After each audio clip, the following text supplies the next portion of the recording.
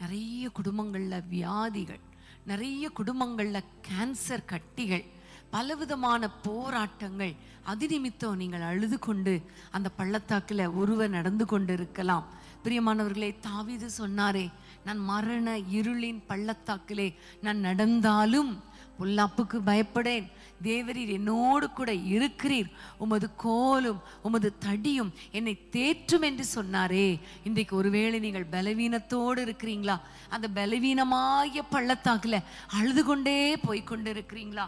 வலி தாங்க முடியல, அரிப்பு தாங்க முடியல, ஸ்கின் அலர்ஜி தாங்க முடியல, கிட்னி ப்ராப்ளம், வயிற்று வலி, அல்சர் ப்ராப்ளம். இப்போ நீங்கள் ஒருவேளை வேதனையோடு கூட உட்கார்ந்துருக்கலாம் இல்லையா?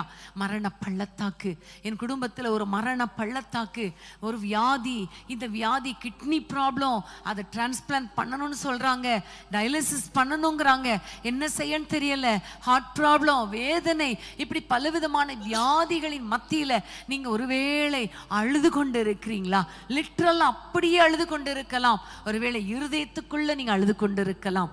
இப்போ ஆண்டவர் உங்களை பார்த்து தான் சொல்லுகிறார், எப்படிப்பட்ட அழுகையின் பள்ளத்தாக்கா இருந்தாலும், அது மரண பள்ளத்தாக்காவே இருந்தாலும் ஒரு பொல்லாப்பு உங்களுக்கு நேரிடாது.